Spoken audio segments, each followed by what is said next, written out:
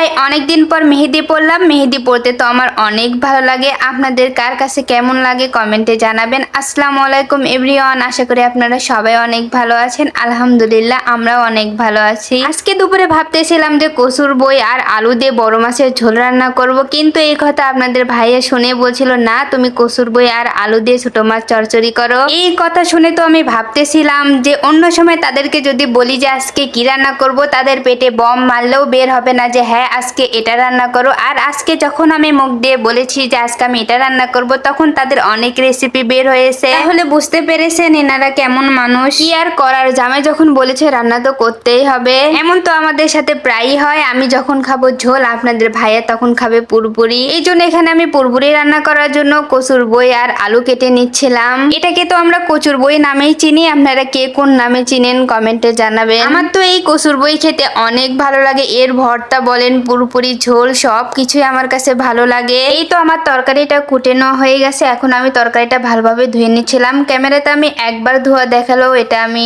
বেশ কয়েকবার ধুয়ে নিয়েছি। তারপরে যে ছোট মাছ দিয়ে রান্না করবো সেই ছোট মাছও ধুয়ে নিলাম। আগে তো আমি ছোট মাছ কাটতে পারতাম না, এজন্য আমাদের ছোট মাছের পুরপুরি খাওয়া হতো না। এখন আলহামদুলিল্লাহ আমি সুন্দরভাবে ছোট মাছ কাটতে পারি, আমি মাছ কাটা শিখে গেছি। এজন্য আপনাদের ভাইয়া সুযোগ পেয়ে গেছে, সে দুই একদিন পর পরই বলবে যে ছোট মাছের পুরপুরি রান্না করো। ছোট মাছ করতে সময় লাগলেও কিন্তু পুরপুরি রান্না করতে একদমই সময় লাগে না। এত গরমের ভিতরে আমার কাছে মনে হয় পুরপুরি রান্না করাটাই বেশ। সুন্দরভাবে ফ্যানের নিচে বসে থেকে তরকারি কুটে মেখে একেবারে পাতিলটা চুলের উপরে দিয়ে আসলেই হয়ে যায়, আর কিচ্ছু করা লাগে না পুরপুরি রান্না করতে।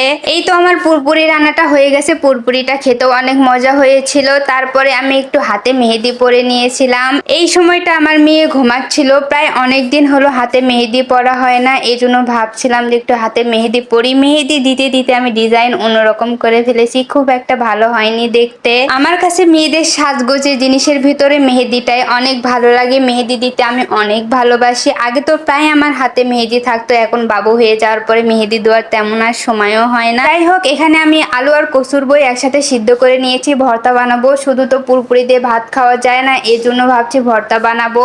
এখানে আমি আলু আর কচুর বই ছিলে নিচ্ছিলাম। যাই হোক, আমার এই ভিডিওটা যদি তোমাদের কোথাও কোনো অংশে একটু হলেও ভালো লেগে থাকে, প্লিজ আমার পাশে থাকবে, আমার ভিডিওতে একটা লাইক দিয়ে যাবে। আমার ভিডিওটা শেষ পর্যন্ত দেখার জন্য আপনাদের অনেক ধন্যবাদ। আজকের ভিডিওটা এ পর্যন্তই, দেখা হবে নতুন কোনো ভিডিওতে। সে পর্যন্ত আপনারা সবাই ভালো থাকবেন, সুস্থ থাকবেন। আল্লাহ হাফেজ, আসসালামু আলাইকুম।